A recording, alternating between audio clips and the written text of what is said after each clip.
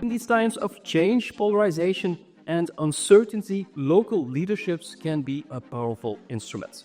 They can fortify cohesion and involvement within our communities. The URBACT network Agents of Coexistence developed a lot of inspiring practices to deal with all of these changes today. And that is what this closing conference is about. How can you have public support for what you are doing? And that is important to challenge polarization, to make work of inclusion, to make work of real democracy. And I think the city of Genk has a long history of doing that.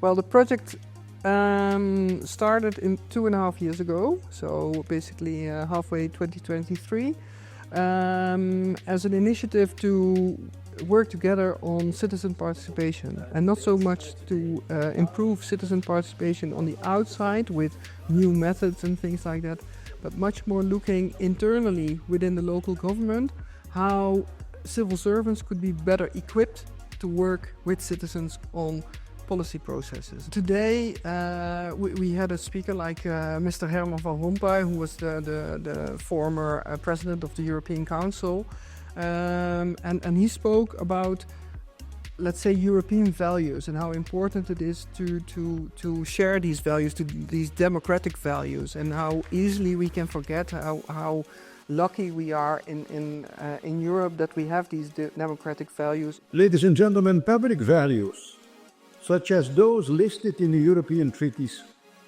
can only flourish if there are also private, personal and interpersonal values, such as respect, empathy, solidarity, charity, compassion, forgiveness, helpfulness and others. The second speaker, Mr. Peter Scholte, he added to that by giving the example of how we in European countries talk about migration. That migration is a very historically unique event. That is exceptional, that it got out of hand.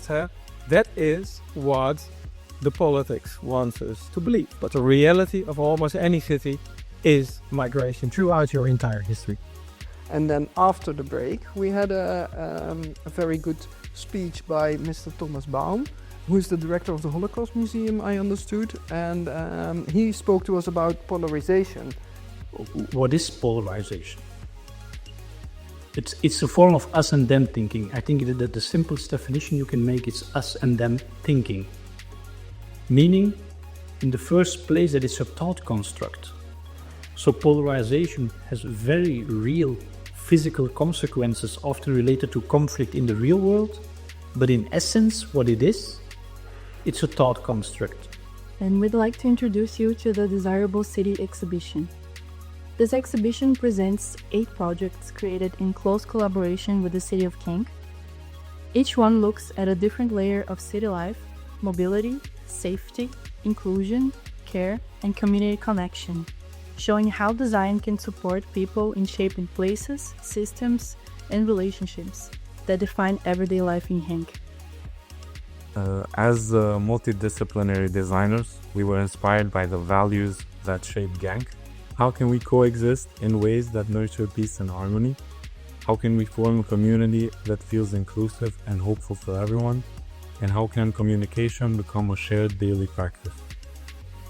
We want to thank the incredible people at Stad Genk for their openness and support, and all the residents of Genk who so warmly welcomed us as students arriving from all over the world: Brazil, Egypt, North Macedonia, Bolivia, Cambodia, Pakistan, El Salvador, Kosovo, United States, Bangladesh, Morocco, Colombia and Turkey, Peru and beyond into their city and their community. Professor Scholten would happily point to us when talking about super diversity.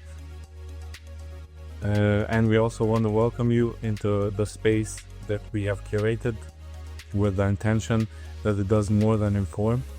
We hope it invites you to think, to question, and to envision new possibilities for living together with care.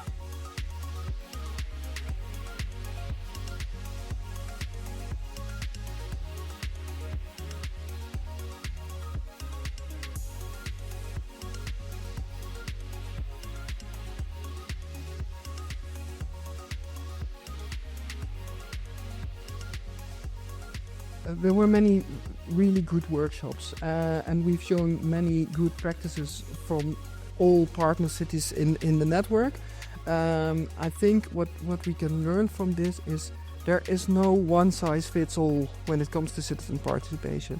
Each participation process has to have its own journey as well, has its own process. And what we learned collectively as a network is that by looking really carefully at how to go through this process and think of who do you want to involve, why do you want to have a participation process, what's at stake, what can be decided by the people, etc., etc. And we've all assembled this all in what we call the participation assessment framework. I think that's a key factor that is going to be helpful for throughout all Europe, for all cities. If they want to work with citizen participation, I would say use the participation assessment framework to internally, within your own local government, learn how to work with citizen participation. I think that's key.